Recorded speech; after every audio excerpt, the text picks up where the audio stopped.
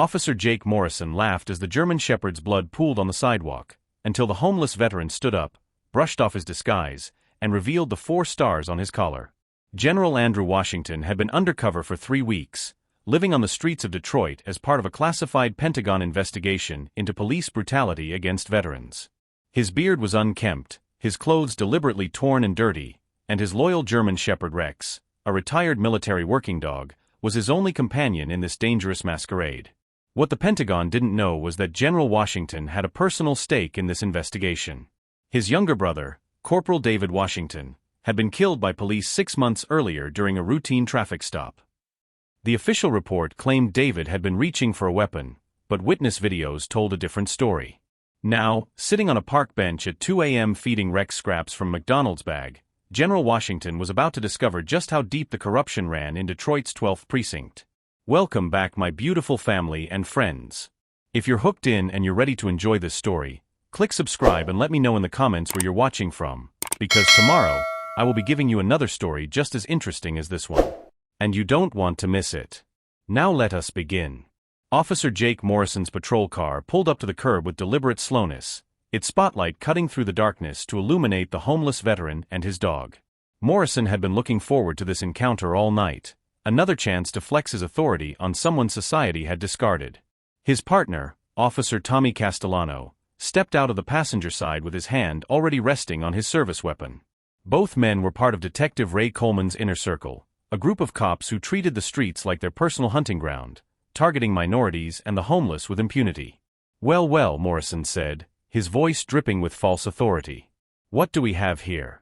Vagrant camping in a public park after hours. General Washington looked up slowly, keeping his expression neutral despite the rage building in his chest. Just trying to stay warm, officers. My dog and I will move along. Your dog.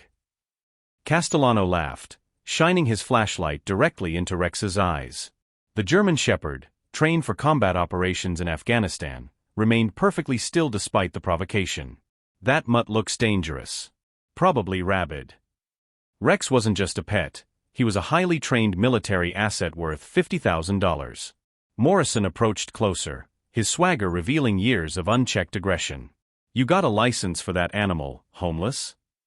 I do, General Washington replied carefully, reaching into his jacket pocket for the forged identification he'd been given for this operation. Slowly. Castellano shouted, drawing his weapon. Hands where we can see them. The sudden escalation sent Rex into alert mode. The German Shepherd rose to his feet, positioning himself between his handler and the perceived threats. Years of military training had taught Rex to protect his human at all costs. Morrison saw the dog's defensive posture and smiled. Aggressive animal. Public menace. That's grounds for immediate neutralization. General Washington felt ice form in his veins. Officer, my dog isn't aggressive. He's just protecting me. Please, just let us leave. Too late for that, Morrison said, drawing his service weapon. That animal just threatened 2 police officers. What happened next would be recorded by 3 different security cameras, live-streamed by 2 witnesses on social media, and become the catalyst for the largest police corruption investigation in Detroit's history. But none of that mattered to General Washington as he watched Morrison aim his pistol at Rex's head. No. Washington lunged forward, but Castellano tackled him to the ground before he could reach his dog. Morrison's shot echoed through the empty park like thunder. Rex collapsed instantly, his body convulsing once before going still.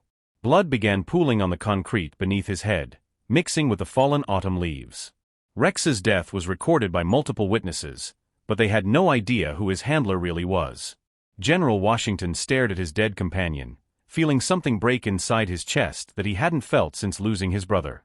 Rex had survived 3 combat deployments, had saved dozens of soldiers' lives, had been awarded military honors for valor under fire. And now he was dead because 2 racist cops needed to flex their authority. Morrison holstered his weapon with casual indifference.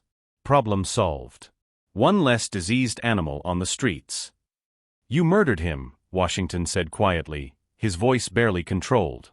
He wasn't threatening anyone. Castellano kicked him in the ribs.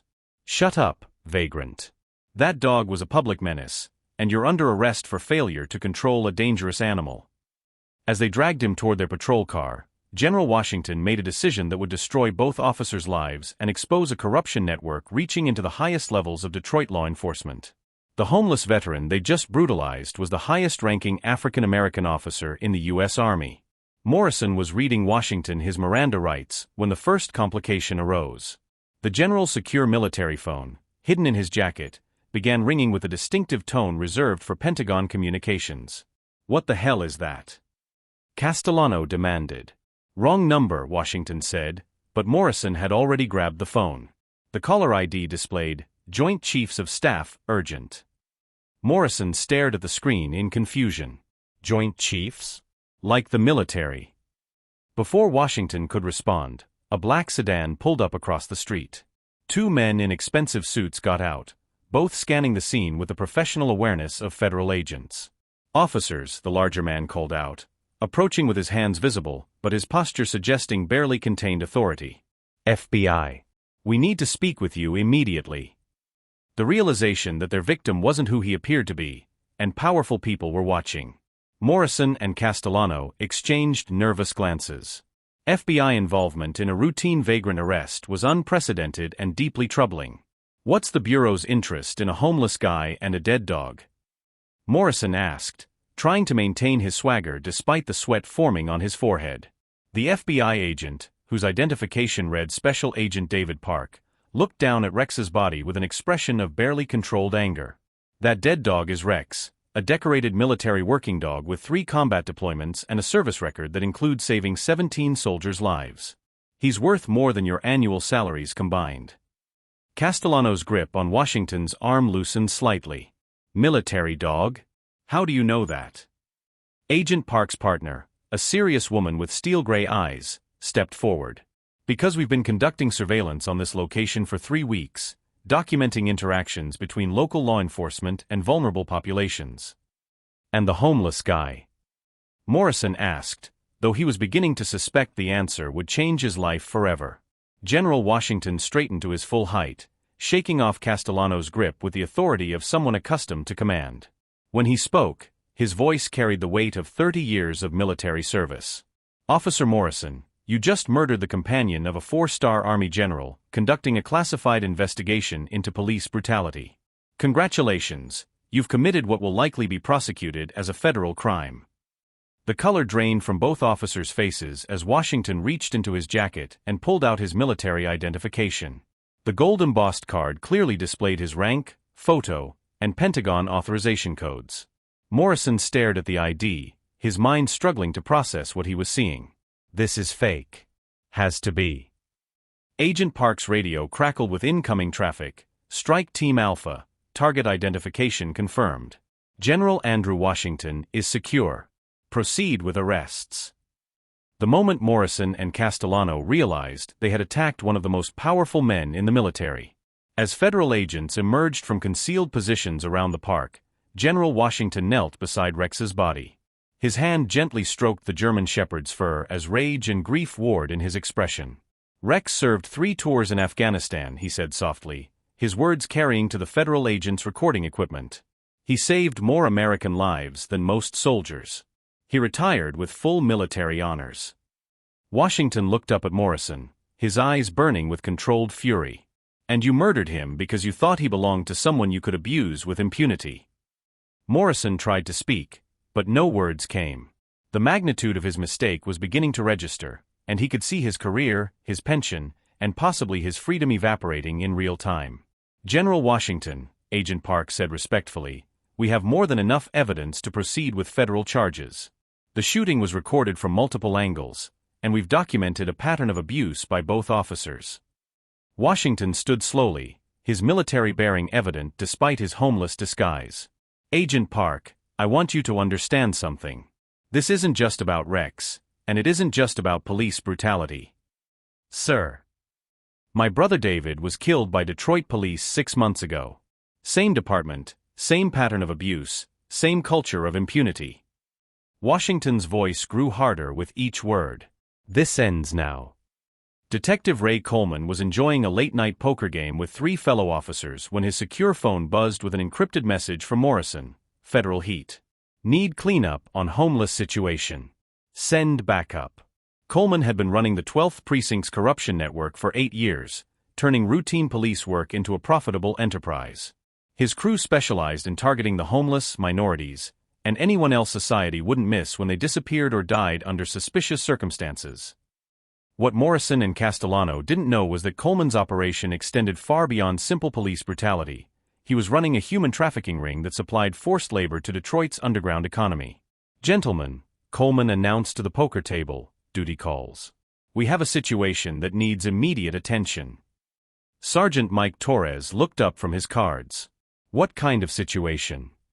"The kind that could expose our entire operation if it's not handled properly." Coleman's expression had turned deadly serious. "Morrison just killed a dog belonging to someone who might not be what he seems." Coleman's corruption network was connected to organized crime syndicates across 3 states. 20 minutes later, Coleman's black SUV pulled up to the park where federal agents were still processing the crime scene. Through his binoculars, he could see Morrison and Castellano in handcuffs, while a man in homeless clothing appeared to be giving orders to FBI personnel. "Boss," Torres whispered from the passenger seat, "that's not normal homeless behavior." Coleman studied the scene more carefully. The supposed vagrant was standing with military precision, his gestures indicating someone accustomed to command authority. Federal agents were treating him with obvious respect, not as a victim or witness. "Get me everything we have on recent undercover operations in our district," Coleman ordered. "Federal, state, military, I want to know who's been watching us." His phone rang immediately. The caller ID showed unknown, but Coleman recognized the number. It belonged to Vincent Torino, his connection to the Torino crime family. "Ray, we have a problem," Torino's gravelly voice carried through the encrypted line. "My sources in federal law enforcement are hearing chatter about a military investigation into police corruption." Coleman felt ice form in his stomach. "Military? What kind of military investigation?" "The kind that involves 4-star generals and Pentagon authorization. The kind that can bring down entire departments and everyone connected to them." The homeless veteran was General Andrew Washington, and the Pentagon had been planning this investigation for months. Coleman ended the call and immediately speed-dialed Commissioner Patricia Hayes, the highest-ranking police official in his network.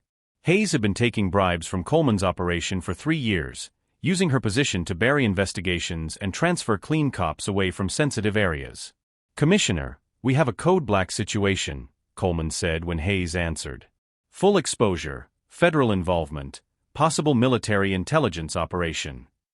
Hayes was quiet for a long moment. When she spoke, her voice was steady but cold. "How much do they know?"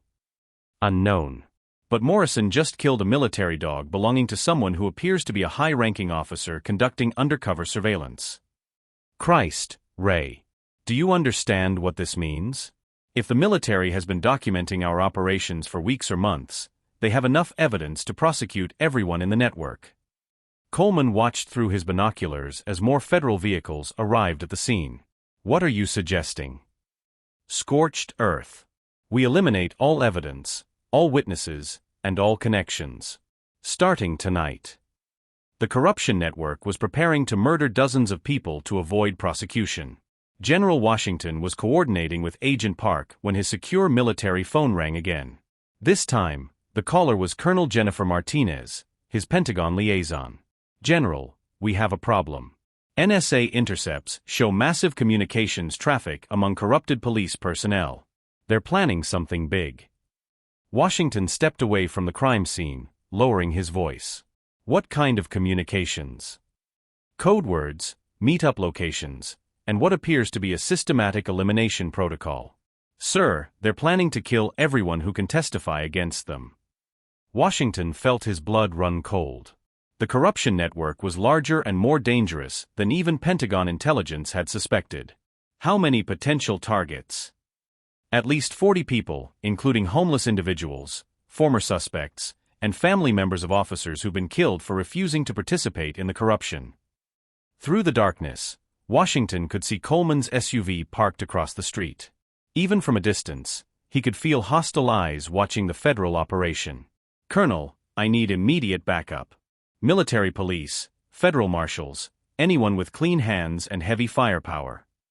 "Sir, We have a Marine Rapid Response Team standing by at Selfridge Air Base. They can be in Detroit in 20 minutes. Deploy them now. And Colonel? This is no longer just an investigation. It's become a war. The realization that both sides were preparing for a deadly confrontation.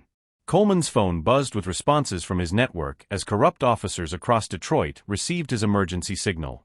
Within 30 minutes, he had assembled a 12-man team of dirty cops, crooked detectives, and hired criminals, all armed with military-grade weapons and all committed to eliminating every threat to their operation.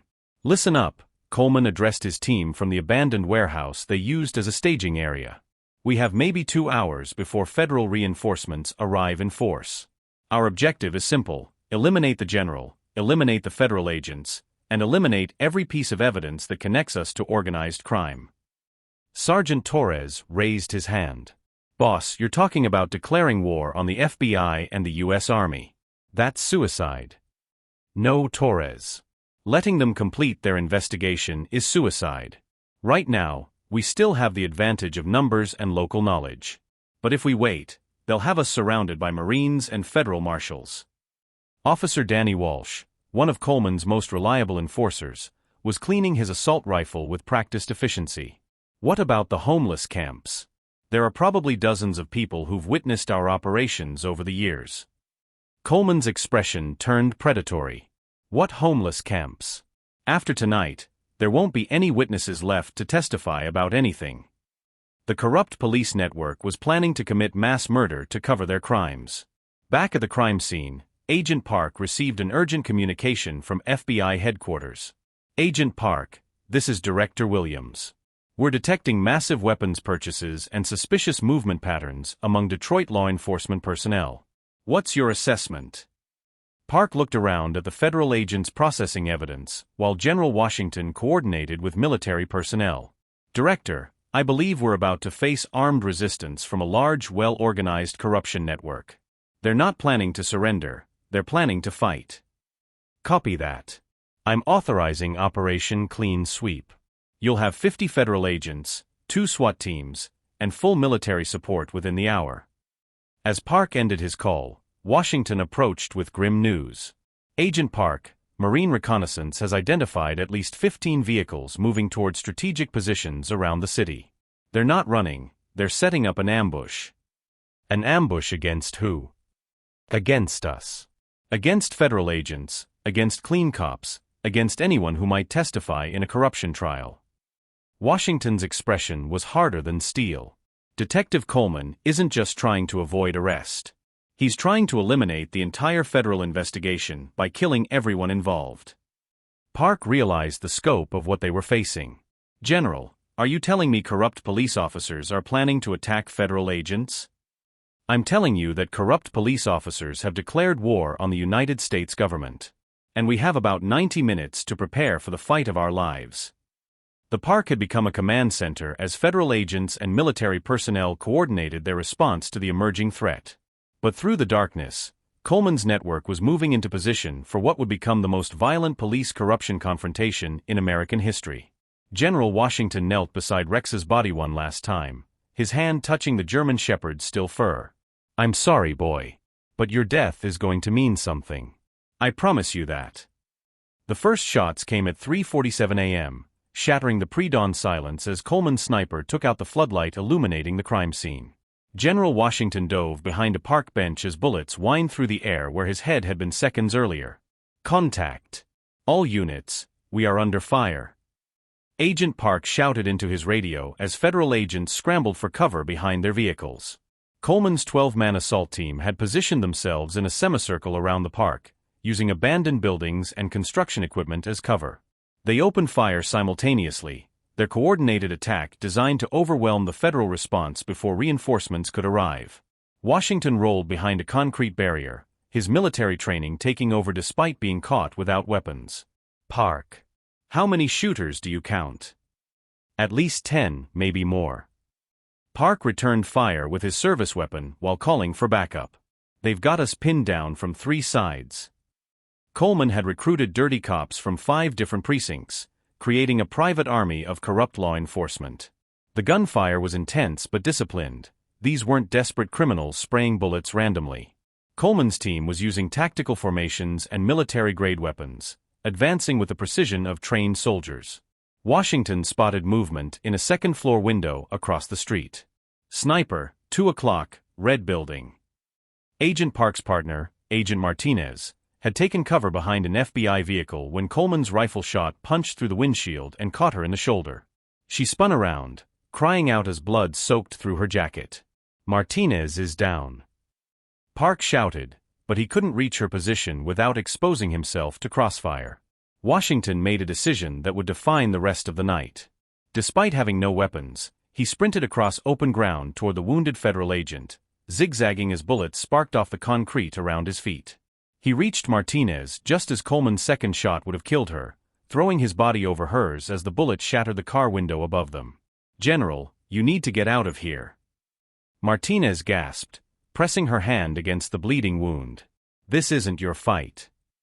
Washington's eyes blazed with controlled fury. "Agent, they murdered my dog and they killed my brother. This is exactly my fight." Washington had been planning for this possibility and had backup resources Coleman didn't know about. The general pulled out his secure military phone and speed-dialed a number that connected directly to Marine Colonel Jennifer Martinez at Selfridge Air Base. "Colonel, this is General Washington. Authorization code Sierra 7 Alpha.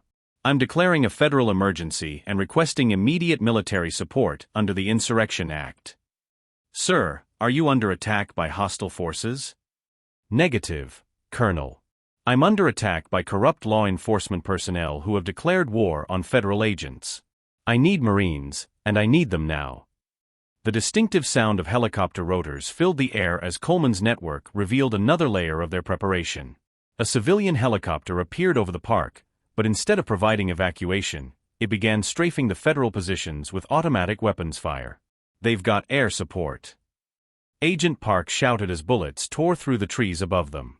Washington recognized the aircraft, a modified Bell UH-1 Huey with military-grade weapon systems.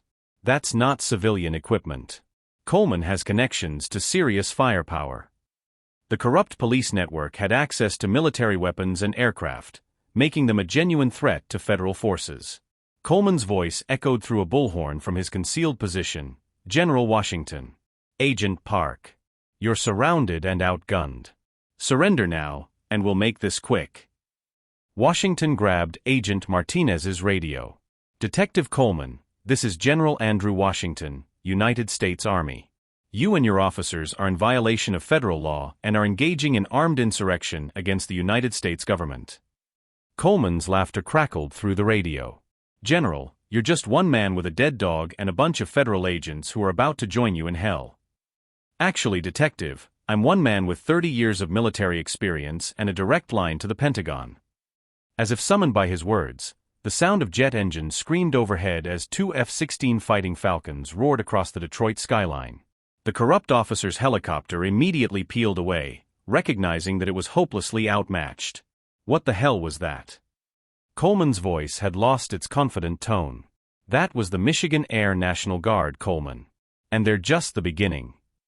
The Pentagon had been prepared for armed resistance and had military assets standing by. The F-16s made another low pass, their presence a clear message that the federal government was taking this attack seriously. Coleman's corrupt officers could handle FBI agents and local law enforcement, but engaging U.S. Air Force fighters was suicide. "Boss," Sergeant Torres called through Coleman's radio, "maybe we should consider cutting our losses here." "Negative. If we let them take us alive, we're looking at life sentences. Better to go out fighting." But Coleman's resolve was being tested by developments he hadn't anticipated. Marine helicopters were approaching from the east, federal SWAT teams were converging from 3 directions, and his carefully planned ambush was becoming a death trap. General Washington had borrowed Agent Martinez's service weapon and was returning fire with the accuracy of someone who'd spent decades in combat zones. His shots were precise and disciplined, designed to pin down Coleman's shooters rather than waste ammunition. "Park." Washington called out. "Your backup, how long?" "Federal SWAT is 5 minutes out. Marines are right behind them." Coleman must have intercepted the communication because his team suddenly intensified their assault. They were trying to eliminate all witnesses before reinforcements arrived, a final desperate gambit to avoid prosecution. The sniper in the red building had been targeting Washington specifically, recognizing him as the primary threat to their operation. His next shot came within inches of the general's head, sending concrete fragments flying. Washington spotted the muzzle flash and calculated the angle. "Park. Can you put suppressing fire on that building?" "Copy that." Park and two surviving federal agents opened fire on the sniper's position, forcing him to take cover. Washington seized the moment to advance, moving from cover to cover with tactical precision. He reached the base of the red building and found an emergency fire escape leading to the upper floors. Washington's decision to take the fight directly to Coleman's sniper, turning defense into offense. As Washington climbed the fire escape, he could hear Coleman coordinating his team's final assault through their radio communications. The corrupt detective was ordering his officers to eliminate all federal personnel before military reinforcements arrived. The sniper, Officer Danny Walsh, had positioned himself in an abandoned office with clear sightlines to the park below. When Washington burst through the window behind him, Walsh spun around with his rifle, but the general was already inside his effective range. The fight was brief and brutal. Walsh had tactical training, but Washington had 30 years of combat experience. Within seconds, Walsh was unconscious and his rifle was in Washington's hands. From the elevated position, Washington could see Coleman's entire network laid out below him. 12 corrupt officers were positioned around the park, all focused on the federal agents taking cover near their vehicles. Washington keyed Walsh's radio. "Detective Coleman, this is General Washington." "What do you want, General?" "I want you to look up at the red building." Coleman raised his binoculars and saw Washington silhouetted in the window, Walsh's sniper rifle trained on his position. "Now I want you to consider your options very carefully," Washington continued. "In approximately 3 minutes, this park is going to be surrounded by federal agents and U.S. Marines. You can surrender now and face prosecution, or you can continue this fight and face annihilation." Coleman's response was to open fire on the building, his bullets shattering windows but missing Washington's position. "I'll take that as your final answer," Washington said, and squeezed the trigger. Washington's shot caught Coleman in the shoulder, spinning him around and sending him crashing behind a concrete barrier. The corrupt detective's scream of pain echoed through the park as his carefully orchestrated ambush began falling apart. "Coleman's down." Sergeant Torres shouted into his radio. "All units, fall back to secondary positions." But General Washington had no intention of letting them escape. From his sniper position in the red building, he could track each corrupt officer as they tried to withdraw from the park. His military training had taught him that wounded enemies were often more dangerous than dead ones, and Coleman's network represented a cancer that needed to be completely eliminated. Washington keyed the radio again. "All corrupt officers, this is your final warning. Drop your weapons and surrender, or face the consequences." Torres, who had taken command after Coleman was wounded, responded with defiant gunfire aimed at Washington's building. "We're not going to prison, General. Not for anyone." Torres revealed that the corruption network extended beyond Detroit. They were part of a multi-state criminal organization. As Torres coordinated his team's withdrawal, he activated an emergency protocol that Coleman had established years earlier. Across Detroit, corrupt officers in 4 different precincts received coded messages to begin Evidence Elimination Protocol 7. Within minutes, police evidence rooms across the city erupted in flames as dirty cops destroyed files, recordings, and physical evidence that could implicate their network. Computer servers crashed as digital records were wiped clean. Witnesses who had been cooperating with federal investigations found themselves facing armed home invasion robberies that were actually assassination attempts. Agent Park, still pinned down behind his vehicle, was coordinating the federal response when his radio crackled with urgent reports from across the city. "Agent Park, this is dispatch. We're receiving reports of multiple fires at police facilities, several officer-involved shootings, and what appears to be a coordinated attack on federal witnesses." Park realized the true scope of what they were facing. "Director Williams, are you monitoring this?" FBI Director Williams' voice came through clearly. "Agent Park, we're tracking at least 40 separate incidents across Detroit. This isn't just a corrupt police unit, it's an organized conspiracy to destroy evidence and eliminate witnesses." The attack on General Washington was a diversion, The real objective was destroying evidence citywide. Washington, from his elevated position, could see federal and military reinforcements finally arriving. Marine helicopters were landing in the park, tactical teams were advancing on foot, and the corrupt officers were being systematically surrounded. But Coleman, despite his wounded shoulder, was far from finished. He activated a dead man switch hidden in his tactical vest, not an explosive device, but a digital one that would release compromising information about federal officials who had been unknowingly compromised by his network. General Washington. Coleman called out through his radio, his voice strained with pain but still defiant. You think this ends with us? You have no idea how deep this goes. Enlighten me, detective. Coleman laughed bitterly. Your FBI friends, your federal prosecutors, even some of your Pentagon colleagues, we've got dirt on all of them. Photos, recordings, bank records. If we go down, we're taking half the federal government with us. Coleman had been blackmailing federal officials, creating a web of corruption that reached into the highest levels of government. Agent Park's secure phone rang with an emergency call from FBI headquarters. Agent Park, we have a problem. Someone just released classified information about ongoing federal investigations, including details that could compromise national security operations. Park looked up at Washington's position in the Red Building. General, did you hear that? Washington's response was to put a second bullet into Coleman's position, this one aimed with lethal precision. But the corrupt detective had anticipated this move and rolled behind better cover just as the shot sparked off concrete where his head had been. You missed, General. Coleman taunted. And while you're playing sniper, my associates are eliminating everyone who could testify against our network. The Marine Rapid Response Team had finally reached the park, their commanding officer immediately recognizing General Washington's authority despite his homeless disguise. General Washington, this is Captain Rodriguez, Marine Force Recon. We have the area secured and are ready to move on your targets. Washington climbed down from his sniper position, carrying Walsh's rifle as he coordinated with the Marine captain. Captain, this is more than a local corruption case. These officers are part of a multi-state criminal organization with connections to organized crime, human trafficking, and federal blackmail operations. Sir, what are your orders? Capture Coleman alive. I want to know the full extent of his network before anyone else gets killed. The race to capture Coleman before he could activate more devastating contingency plans. But Coleman had one final card to play.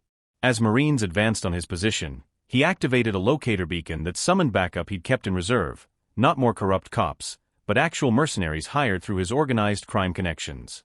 3 black SUVs raced into the park, their occupants armed with military-grade assault weapons and body armor.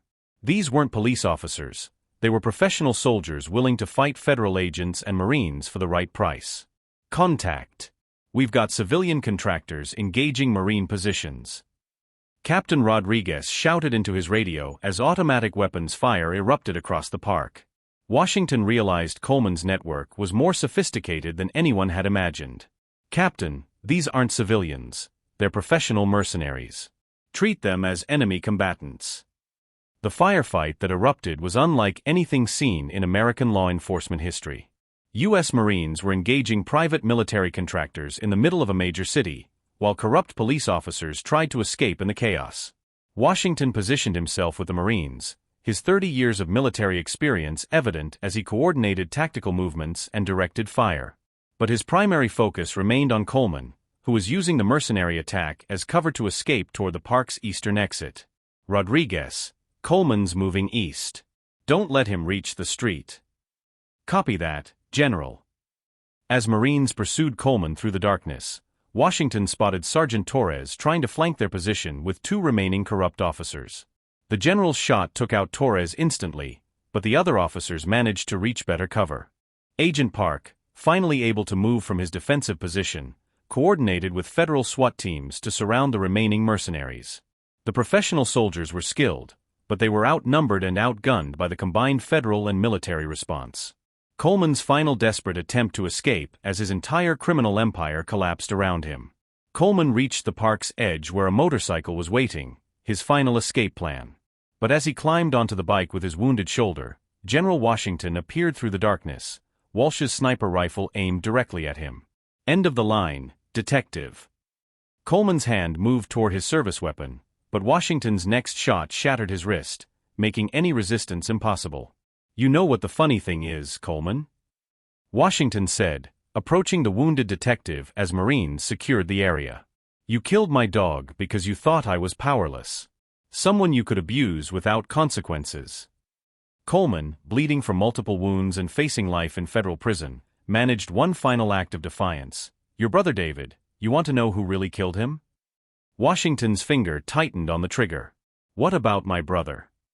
It wasn't random police brutality, General. It was a targeted assassination. David was investigating our network, getting too close to the truth. We had him killed to protect our operation. The revelation hit Washington like a physical blow. His brother hadn't died in a random act of police violence. He'd been murdered by Coleman's network to silence his investigation. Who gave the order? Washington's voice was deadly quiet. Coleman smiled through his pain. Someone much higher up the food chain than me, General. Someone who's going to make sure you never live to testify about what you've learned tonight. General Washington stared down at Coleman's bloodied form, his finger trembling on the trigger as the detective's words echoed in his mind. Someone much higher up the food chain than me. General, Captain Rodriguez approached cautiously, recognizing the dangerous tension in Washington's posture. Sir, we need him alive for interrogation. Washington's military discipline warred with his personal rage.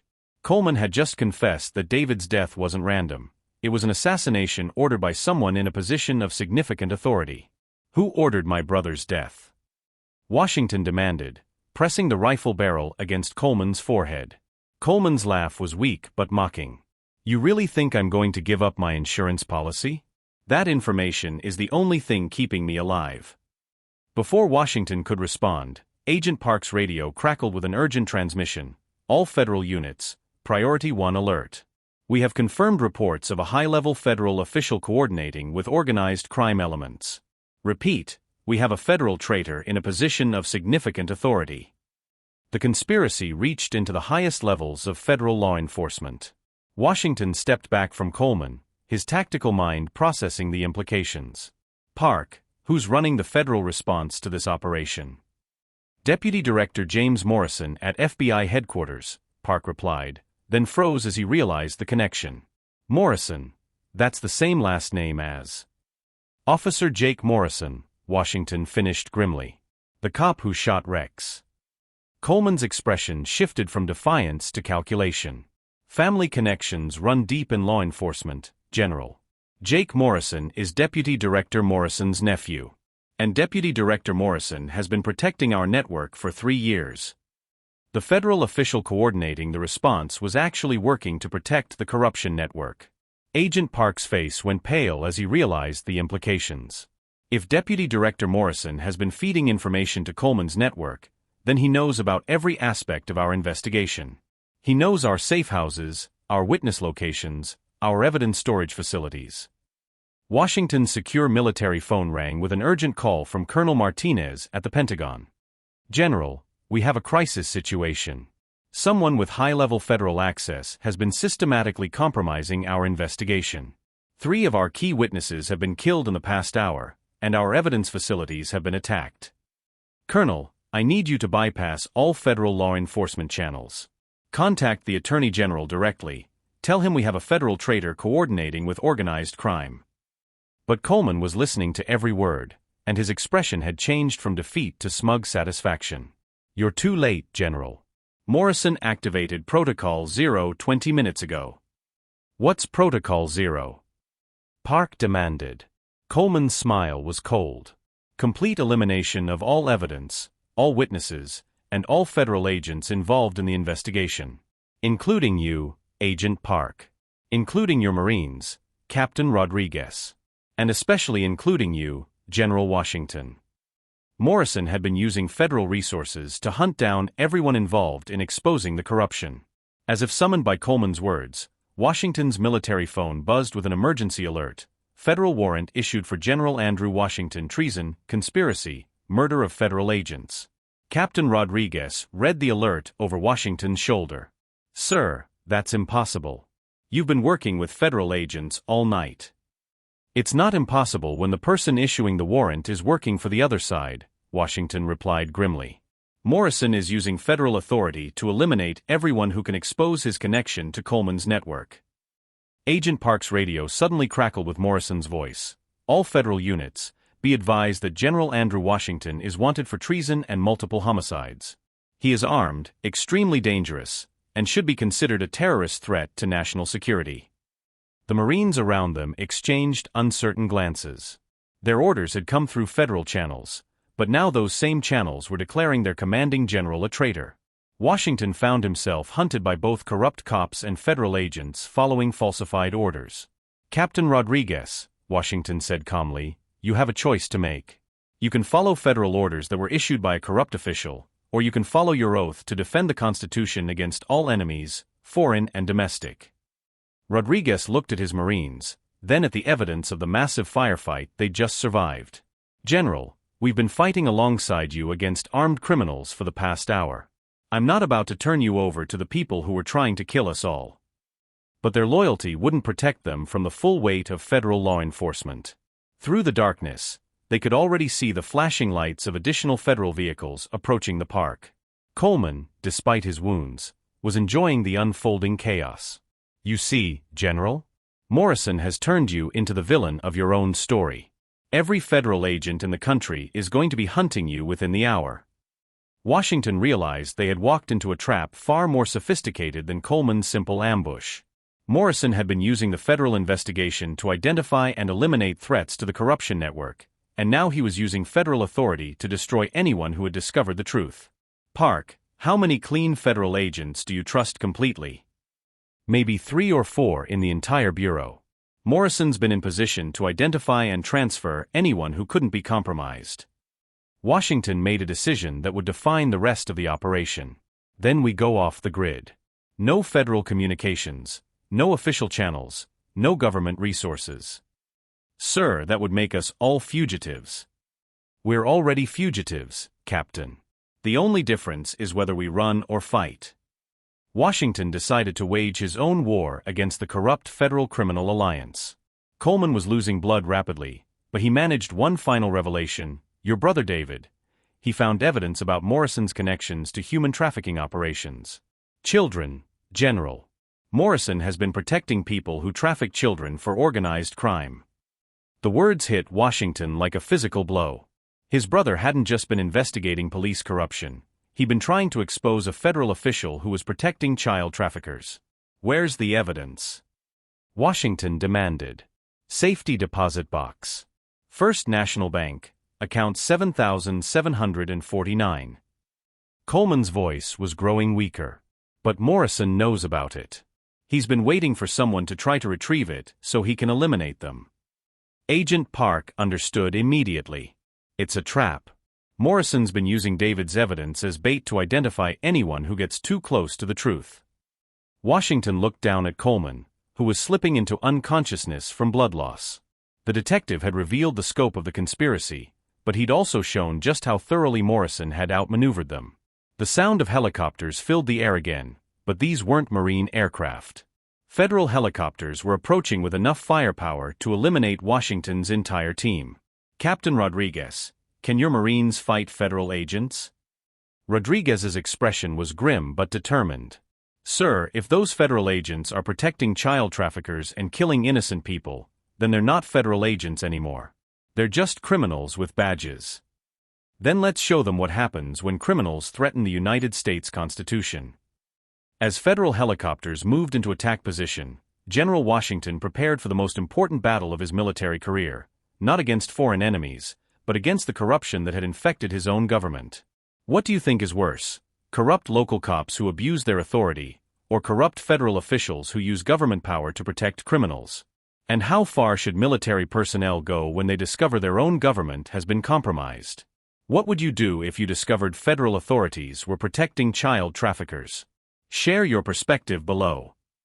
6 hours after the firefight ended, General Andrew Washington stood in the Detroit Police Commissioner's office, his homeless disguise replaced by his full-dress military uniform. 4 stars gleamed on his shoulders as he faced Commissioner Patricia Hayes across her mahogany desk, while FBI Director Williams observed from a chair in the corner. Hayes had been arrested 3 hours earlier when federal agents discovered $2.3 million in offshore accounts connected to Coleman's corruption network. Now she sat in handcuffs, her career and reputation destroyed, trying to negotiate a deal that might save her from life imprisonment. Commissioner Hayes, Washington began, his voice carrying the authority of 3 decades in command, you've been feeding information to Detective Coleman's criminal organization for 3 years. How many people died because of your betrayals? Hayes refused to meet his eyes. I want my lawyer. Your lawyer is in the next room, also in handcuffs, FBI Director Williams interjected. Thomas Mitchell has been laundering money for the Torino crime family through his law practice. The entire network is compromised, Commissioner. The corruption reached into the legal system itself, with defense attorneys working for organized crime. Washington placed a thick file on Hayes' desk. 17 homeless veterans have been murdered by your officers over the past 2 years. Beaten to death, shot during resisting arrest, or simply disappeared entirely. All because they witnessed activities that could expose Coleman's operations. Hayes finally looked up, her expression a mixture of defiance and desperation. You can't prove I knew about any murders. Actually, we can. Washington opened the file and pulled out a series of photographs. These are surveillance images from Coleman's warehouse operations, human trafficking, drug distribution, weapon sales. And this is you, Commissioner, meeting with Vincent Torino to discuss operational security. The photographs were damning. Hayes could be seen shaking hands with known crime family members, accepting envelopes of cash, and participating in meetings where criminal activities were planned. Director Williams leaned forward. Commissioner, we have recordings of those conversations. Coleman was more thorough in documenting his network than he realized. He recorded everything as insurance against his criminal partners. Coleman had inadvertently created evidence of the entire conspiracy while trying to protect himself. Washington's secure phone buzzed with an update from the ongoing federal operation. As he read the message, his expression grew even grimmer. Commissioner, I'm going to read you something that might interest you. This is a transcript from Coleman's final radio transmission before he was killed. Hayes approved the homeless sweep operations. She knew we were eliminating witnesses. She's in this as deep as any of us. Hayes' face went pale. Ray Coleman was a rogue officer. I had no knowledge of his criminal activities.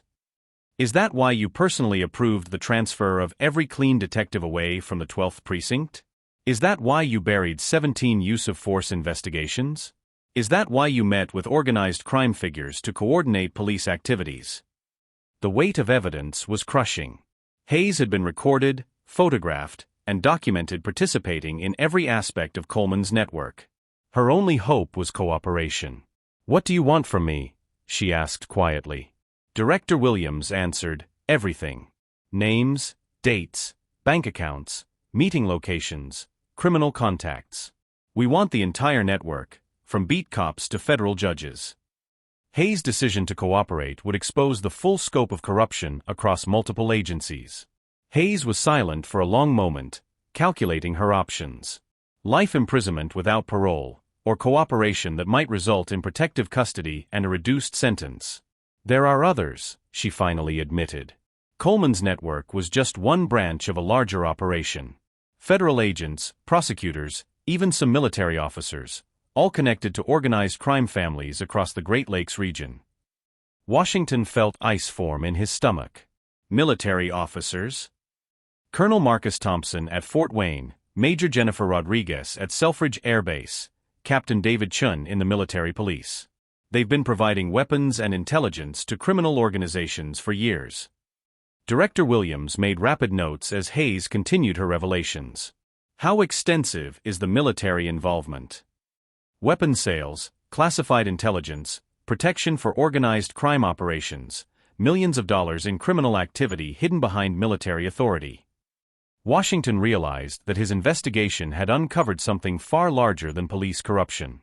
The network extended into the very military structure he'd served for 30 years. Commissioner, I need you to understand something, Washington said, his voice carrying the weight of personal loss. Your network didn't just commit crimes. It murdered my brother David. He was killed because he was investigating Coleman's operations as part of his own internal affairs work. Hayes looked up sharply. David Washington was your brother? Corporal David Washington, military police. He was building a case against military personnel involved in weapons trafficking. Coleman had him killed to protect the network. David Washington's murder wasn't random police brutality. It was a targeted assassination to protect the criminal conspiracy. The revelation reframed everything. David Washington hadn't been killed during a routine traffic stop. He'd been eliminated because his investigation threatened to expose the entire corruption network. Your brother was getting close, Hayes admitted. He'd identified the military connections, the weapon sales, the protection arrangements. Coleman was ordered to eliminate him before he could file his report. Washington felt rage and grief warring in his chest, but his military discipline held. Ordered by whom? Vincent Torino. The crime family saw David as an existential threat to their operations. Director Williams realized the implications immediately. We're not just dealing with police corruption. We're dealing with a criminal conspiracy that includes organized crime, corrupt law enforcement, and treasonous military personnel. Washington stood, his decision made. Director Williams, I'm requesting immediate authorization to coordinate a joint military federal operation to dismantle this entire network. General, you're talking about investigating and prosecuting dozens of military personnel. I'm talking about cleaning house, Director.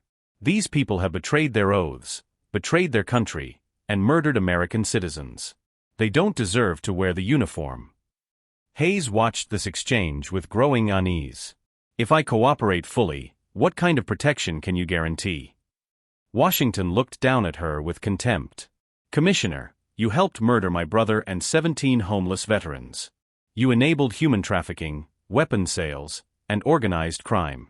The only protection you'll get is a private cell in federal prison. But if I testify? You'll testify because it's your only chance to avoid the death penalty, Washington interrupted. Some of your network's activities constitute treason, Commissioner. That's a capital offense. The full weight of her situation finally hit Hayes. She wasn't just facing corruption charges, she was facing potential execution for betraying her country to organized crime. I'll tell you everything, she whispered.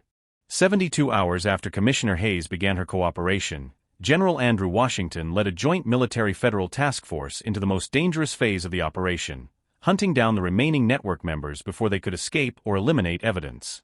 The war room at FBI headquarters buzzed with activity as agents and military personnel coordinated simultaneous raids across 5 states. On the main screen, a digital map showed the locations of 47 targets: corrupt officers, dirty agents, criminal associates, and treasonous military personnel. General, we have a problem, Colonel Jennifer Martinez reported, approaching with classified intelligence files. 3 of our primary targets have gone dark. Colonel Thompson, Major Rodriguez, and Captain Chun have all abandoned their posts and disappeared. Washington studied the tactical display, his expression grim. They know we're coming. Someone tipped them off. FBI Director Williams looked up from his secure phone. It gets worse. Vincent Torino and his top lieutenants evacuated their compound 6 hours ago. Professional cleanup crews swept the location. No evidence, no witnesses, no leads. The criminal network had a mole inside the federal investigation. Agent Park burst into the war room, his face flushed with urgency. General, Director Williams, we just intercepted communications between the missing military officers and unknown parties. They're planning something called Operation Scorched Earth. What's Operation Scorched Earth? Washington demanded. Unknown, sir. But the communications mentioned eliminating all liability assets within 48 hours. Washington felt ice form in his veins as he realized the implications. They're going to kill everyone who can testify against them. Witnesses, family members, anyone connected to their operations. Director Williams was already coordinating emergency responses. How many potential targets are we talking about? Agent Park consulted his files. Based on Commissioner Hayes' testimony and our investigation records, at least 200 people across the region. Homeless individuals, family members of murdered victims, former suspects who witnessed crimes. And us, Washington added grimly. We're primary targets. The corrupt network was planning a mass elimination of witnesses before fleeing the country. The secure communication system crackled with incoming intelligence from NSA monitoring stations. Colonel Martinez took the call, and her expression grew increasingly alarmed. "General, NSA has intercepted weapons purchases and transportation arrangements. The missing military officers have acquired enough firepower to outfit a small army." "What kind of firepower?" "Military-grade explosives, automatic weapons, vehicle-mounted weapons systems. They're preparing for open warfare against federal law enforcement." Washington realized they were facing a nightmare scenario. Corrupt military officers with access to serious weapons, criminal organizations with unlimited funding, and a network desperate enough to commit mass murder rather than face prosecution. "Director Williams, I'm recommending we move to DEFCON 2 alert status for this operation." "General, DEFCON 2 is reserved for national security threats." "Director, we have treasonous military officers armed with military weapons planning mass casualties against American civilians and federal agents. If that's not a national security threat, what is?" "The authorization for military force against American citizens on American soil." Director Williams made the call that would define his career. "This is Director Williams requesting immediate presidential authorization for military engagement against domestic terrorist threats. We have rogue military personnel armed with classified weapons systems planning mass casualties." While Williams coordinated with the White House, Washington studied the tactical situation with growing concern. The missing officers weren't just running, they were preparing for a final stand that would result in massive casualties on both sides. His secure phone rang with a call from an encrypted number. Washington hesitated, then answered. "General Washington." The voice was electronically disguised, but he could hear the military bearing underneath. "This is Colonel Thompson." "Thompson, you're AWOL and wanted for treason. Surrender immediately." "General, you've destroyed everything we built over the past decade. Do you understand what that means?" "It means justice is finally being served." Thompson laughed bitterly. "Justice?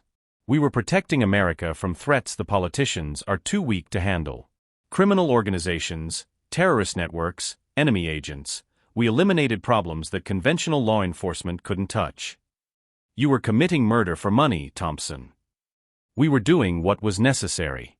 And now, because of your investigation, America is less safe." Washington felt rage building in his chest. "You killed my brother. Your brother was compromised by idealistic nonsense about following rules while enemies of America operated freely. He had to be eliminated." The corrupt officers believed they were protecting national security through their criminal activities. The call was being recorded and traced by NSA technicians, but Thompson was using sophisticated encryption that would take time to break. "Thompson, where are Rodriguez and Chen?" "Close enough to complete our mission, General. You've declared war on us, and we're prepared to fight back with everything we have." "What mission?" "Eliminating everyone who can testify about our operations. Starting with you." The line went dead, leaving Washington staring at his phone with the knowledge that he was now a primary target of rogue military officers armed with classified weapons. Agent Park approached with urgent intelligence. "General, we've located their base of operations. Abandoned military depot outside Detroit, heavily fortified, with enough weapons to outfit a battalion." "How many hostiles?" "Estimated 15 to 20, including the 3 missing officers and various criminal associates." "But General, they have civilians." Washington's blood went cold. "What civilians?" "Family members of people they plan to eliminate. They're using them as human shields while they coordinate their final operations." Director Williams ended his call with the White House and addressed the room.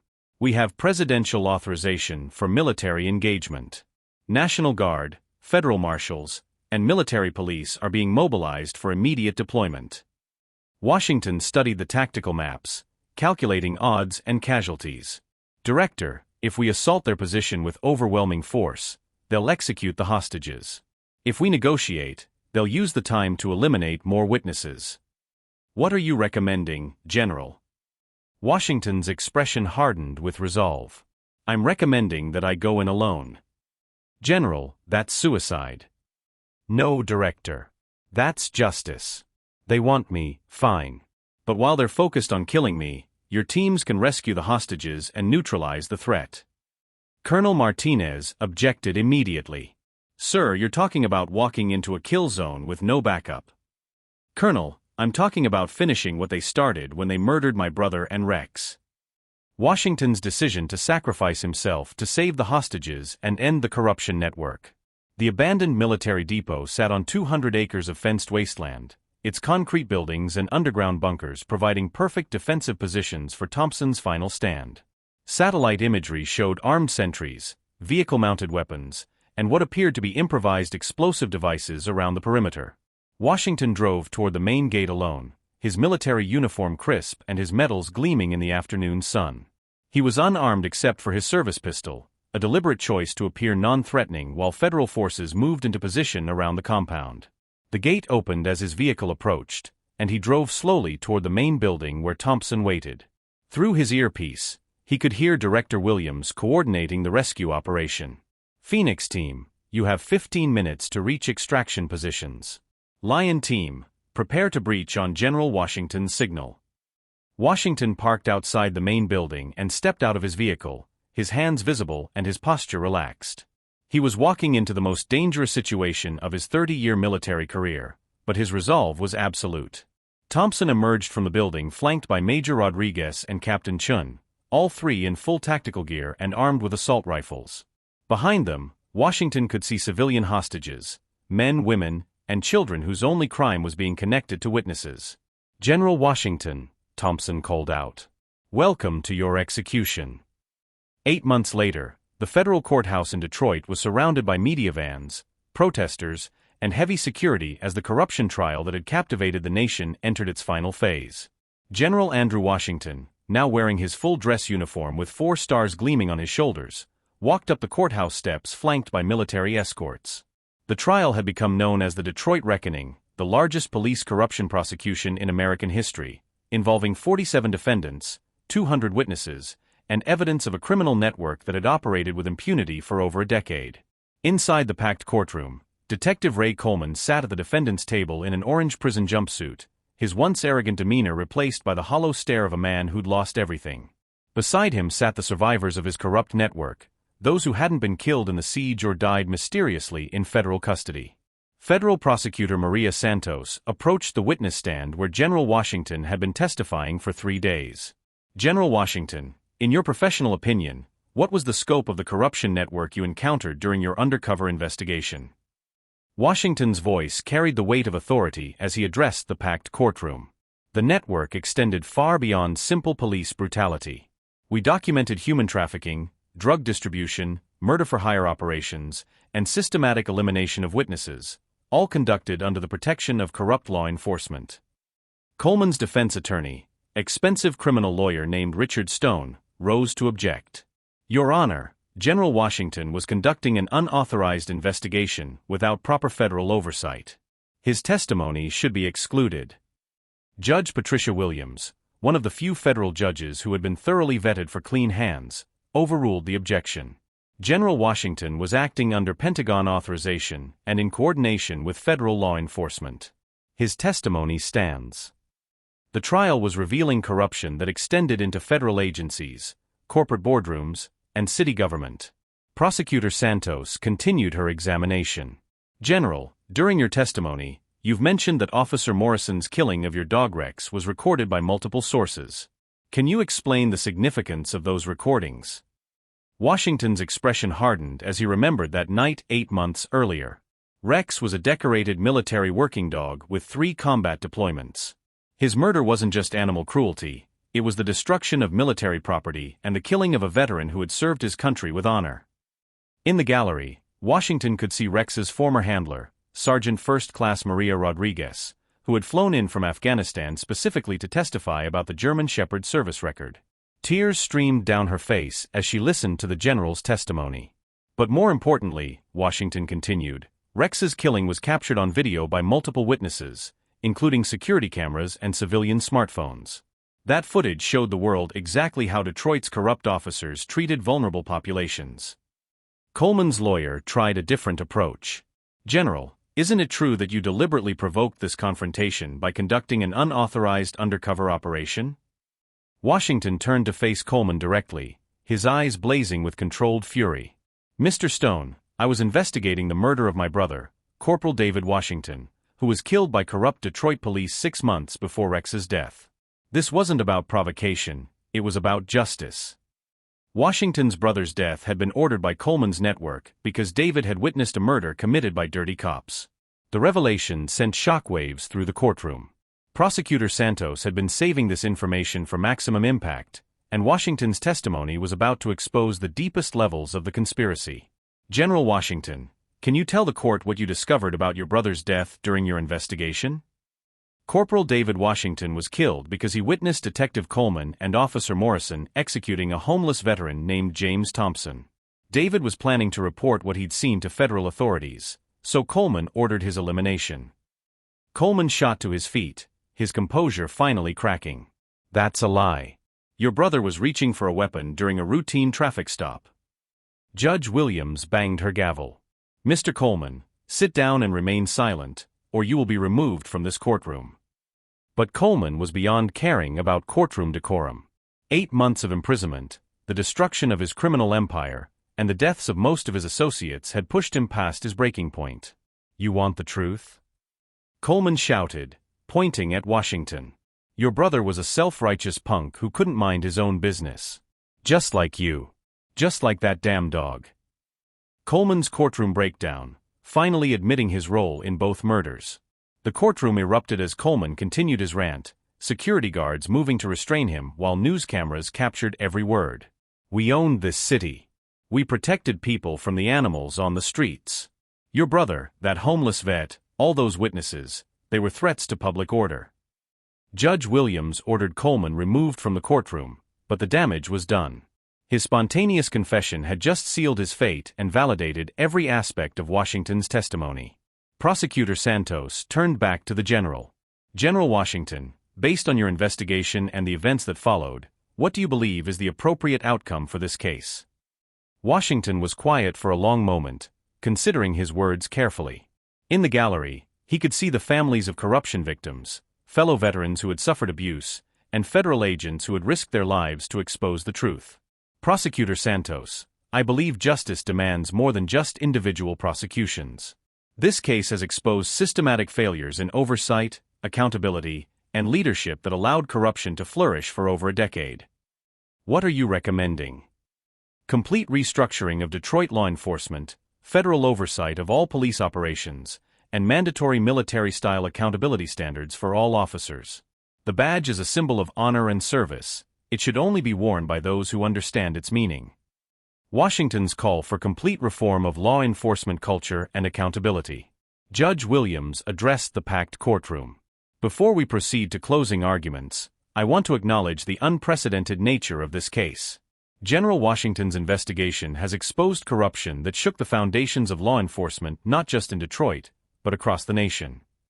The evidence presented in this trial, recordings, financial documents, witness testimony, and the defendant's own admissions, paints a picture of systematic criminal enterprise operating under the protection of law enforcement badges." The judge's words carried the weight of legal authority as she continued. "The court has heard testimony about human trafficking, drug distribution, murder-for-hire operations, and the systematic elimination of witnesses. These are not the actions of rogue officers. They represent the complete corruption of law enforcement's fundamental mission."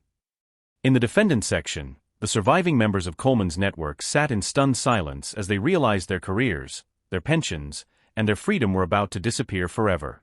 Washington looked around the courtroom one final time, his eyes stopping on the empty seat where Rex would have sat if dogs were allowed in federal court.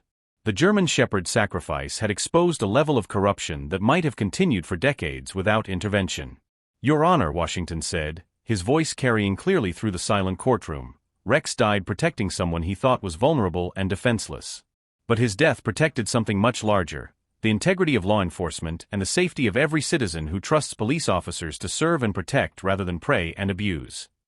1 year later, General Andrew Washington stood at the podium of the newly constructed Detroit Police Academy, addressing the first class of recruits to graduate under the reformed training program that bore his name. The Washington Protocol had become the national standard for police accountability, requiring military-style discipline, extensive psychological evaluation, and mandatory community service rotations. Behind him on the wall hung a memorial photograph of Rex, surrounded by images of other victims of the corruption network. The German Shepherd had been posthumously awarded the Presidential Medal of Freedom, the first time in history a military working dog had received the nation's highest civilian honor. In the audience, Sarah Chun, now a federal prosecutor specializing in police corruption cases, watched with satisfaction as Washington addressed the new officers. She had prosecuted 17 corruption cases using the evidence uncovered during the Detroit investigation, cleaning up dirty departments from Chicago to Miami. "Ladies and gentlemen," Washington began, his 4 stars gleaming under the Academy's lights, "you are graduating into a profession that has been fundamentally transformed. The badge you received today carries the weight of honor, integrity, and service, values that were nearly destroyed by the corruption you are here to replace." The Detroit case had triggered a nationwide reform movement, with Washington leading the transformation of American law enforcement. In the front row sat Commissioner Patricia Hayes, not the corrupt commissioner from Coleman's network, but a new leader who had been brought in from outside Detroit to rebuild the department from the ground up. She had implemented every recommendation from Washington's Pentagon report, creating the most transparent and accountable police force in the nation. "General Washington," she said during the graduation ceremony, "would you please present the Honor Graduate Award?" Washington approached the podium as Officer Maria Rodriguez stepped forward. She was Rex's former handler from Afghanistan, who had left the military specifically to join Detroit's reformed police force. Her decision to become a cop had been inspired by watching Washington's testimony during the corruption trial. "Officer Rodriguez," Washington said, pinning the Honor Graduate Medal to her uniform, "Rex would be proud to know that his sacrifice inspired someone like you to serve." Rodriguez saluted sharply. "Sir, I promise to honor his memory and everything he stood for." The ceremony was being broadcast live across the nation, part of a documentary series about the transformation of American law enforcement. But for Washington, the real victory wasn't the media attention or the national recognition. It was the knowledge that Rex's death had prevented thousands of future victims. After the ceremony, Washington visited Detroit Federal Prison, where Detective Ray Coleman was serving 6 consecutive life sentences without the possibility of parole. The former corrupt detective had aged 20 years in the 12 months since his conviction, his once arrogant demeanor replaced by the broken spirit of a man who had lost everything. "Why are you here?" Coleman asked through the reinforced glass of the visitor's room. Washington studied the man who had ordered his brother's death and laughed while Rex bled out on the park concrete. "I wanted to see justice with my own eyes." "Justice?" Coleman laughed bitterly. "You destroyed an entire way of life. Hundreds of cops lost their jobs, their pensions, their families." "Hundreds of corrupt cops," Washington corrected. "The clean officers kept their jobs and got the support they needed to do police work the right way." Coleman leaned forward, his eyes burning with residual hatred. "Your brother is still dead. Your dog is still dead. Nothing you did brought them back." Washington was quiet for a long moment, then spoke with the authority of someone who had found peace with loss. "No, Coleman. But their deaths meant something. David died trying to protect innocent people from cops like you. Rex died protecting someone he thought was vulnerable. And what did their deaths accomplish? They exposed the truth. They saved lives. They reformed a broken system. Washington stood to leave. And they sent you to prison for the rest of your life." 6 months after the prison visit, Washington received a call that would define the final chapter of his career. The President of the United States was offering him the position of director of the newly created National Police Accountability Bureau, a federal agency with the power to investigate, prosecute, and reform corrupt law enforcement agencies nationwide. "General Washington," the President said during their Oval Office meeting, "the Detroit case proved that local corruption requires federal intervention. I need someone with your experience and integrity to lead this effort." Washington looked at the presidential seal on the carpet, thinking about Rex, about his brother David, about all the victims of corruption who had never received justice. "Mr. President, I accept on one condition." "Which is?" "Every field office of the National Police Accountability Bureau will have a memorial wall dedicated to victims of police corruption. And Rex's photograph will be the first one displayed." The President smiled. "General, that's exactly why you're the right person for this job." 2 years later, General Andrew Washington stood in the Rose Garden as the President signed the Rex Washington Memorial Police Reform Act, comprehensive federal legislation that established military-style accountability standards for all law enforcement agencies nationwide. The law required psychological evaluations, community service rotations, mandatory bias training, and zero tolerance for corruption. Any officer involved in misconduct would face federal prosecution rather than local cover-ups. In the audience, Washington could see the families of corruption victims, reformed police officers, and federal agents who had risked their lives to expose the truth. But the seat he treasured most was reserved for Mrs. Rodriguez, Rex's former handler, who now served as deputy director of the National Police Accountability Bureau. As the president handed Washington the ceremonial pen used to sign the legislation, flashbulbs popped and history was made. The homeless veteran who had been brutalized in a Detroit park had become the architect of the most comprehensive law enforcement reform in American history. "General Washington," a reporter called out, "what would you say to those who claim this legislation goes too far?" Washington looked directly into the camera, his voice carrying the authority of someone who had paid the ultimate price for justice. "I would tell them to remember Rex, a military hero who served 3 combat tours, saved 17 soldiers' lives, and died because 2 corrupt cops thought they could abuse someone with impunity." He paused, his eyes reflecting the weight of everything that had led to this moment. Rex's death exposed a corruption network that had been destroying lives for over a decade. If reforming law enforcement prevents even one family from experiencing that kind of injustice, then every change we've made has been worth it. That evening, Washington visited Arlington National Cemetery, where Rex had been buried with full military honors in the section reserved for military working dogs. The German Shepherd's headstone read, "Rex military working dog, 3 tours of duty saved 17 lives, died serving his country." Washington placed a fresh bouquet of flowers on the grave and stood at attention, rendering a final salute to the dog who had changed American law enforcement forever. "Mission accomplished, boy," he whispered. "Your sacrifice saved more lives than we'll ever know." As the sun set over the nation's capital, General Andrew Washington walked away from the cemetery knowing that justice had finally been served, not just for Rex, not just for his brother David, but for every victim of corruption who had never received the protection they deserved. The badge would mean something again. The uniform would represent honor again. And Rex's legacy would ensure that no dog, no homeless veteran, no vulnerable person would ever again be victimized by those sworn to protect them.